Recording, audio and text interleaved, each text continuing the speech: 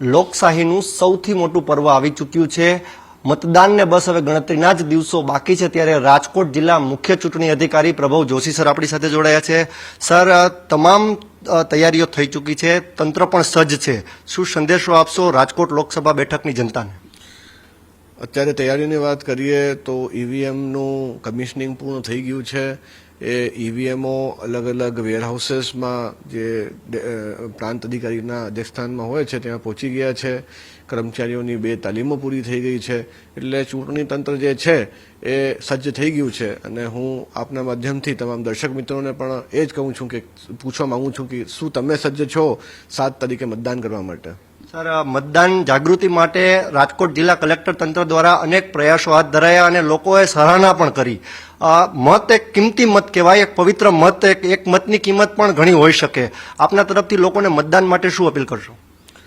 હું એ જ કહીશ કે 5 વર્ષમાં એવો એક મોકો આવે છે જ્યાં તમારી આવાજ જે છે એને વાંચા મળે છે, એટલે આ જે આપણી પવિત્ર ફરજ છે એને ભૂલતા નહીં અને 10 મિનિટ માત્ર દેશ માટે આપણે કાઢીએ અને પોતાનું ફરજ અદા કરીએ।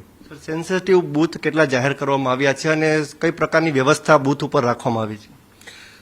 એમાં વિશેષ કોઈ જે વલ્નરેબલ બૂથ જે હોય છે એ રાજકોટ જિલ્લામાં એક પણ નથી, અને બાકી જે માહિતી છે એ થોડી અમારા ઇન્ટરનલ મેટર માટેની હોય એ અત્યારે હું કહી શકતો નથી। ખાસ હીટવેવને ધ્યાને રાખીને પણ વ્યવસ્થા કરવામાં આવી છે।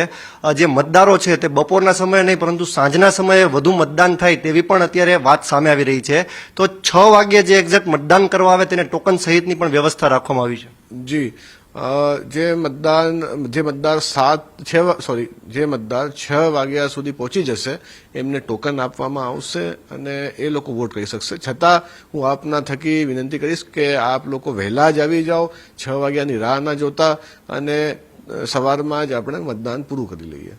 આ હતા રાજકોટ જિલ્લા મુખ્ય ચૂંટણી અધિકારી પ્રભવ જોશી સર। તેમણે સ્પષ્ટ કહ્યું છે કે 5 વર્ષે લોકશાહીમાં એક ખૂબ જ સુંદર મોકો આપણને મળે છે।